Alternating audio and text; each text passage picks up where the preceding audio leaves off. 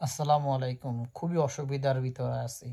তারেক রহমানের ভাষ্য শুনলে মনে হয় বাংলাদেশে খুবই সুন্দর একটি দল আসতে যাচ্ছে।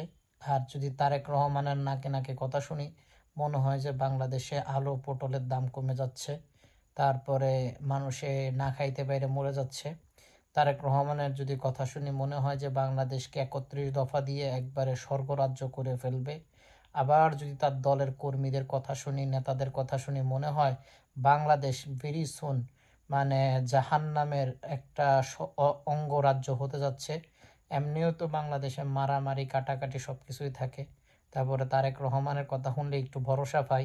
আবার সেই তার দলের নেতাকাতার কথা শুনলে মনে হয় যে হয়েছে বাংলাদেশ শেষ, বাংলাদেশ গেছে গা, বাংলাদেশ মরে গেছে, বাংলাদেশে একবারে ধ্বংস হয়ে গেছে। এই হলো অবস্থা।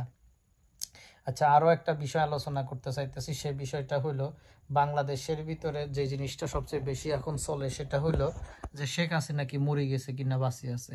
শেখ হাসিনা আসলে এতদিনে মরে গেছে, আর শেখ হাসিনা বাঁচি নাই।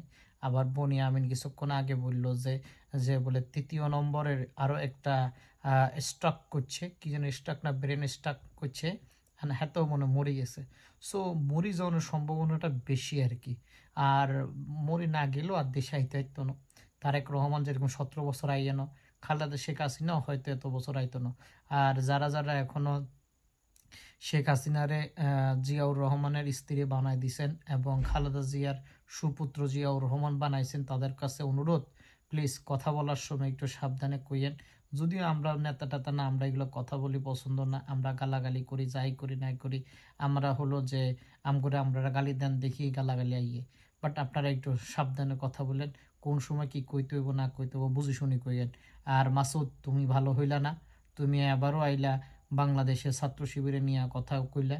ছাত্র শিবির কি অপরাধ করলো তোমার? তুমি হুদামিতে ছাত্র শিবিরের উপরে দায় চাপাই দিয়া তুমি নিজে খালাস হইতে চাইছো। তোমার কোন স্যারে কইছে, এরা কেরা জিজ্ঞেস করছে, তুমি তাদের নাম বলো, ওই ওই স্যারের নাম বলো, আমরা ওই স্যারের নাম শুনতে চাই।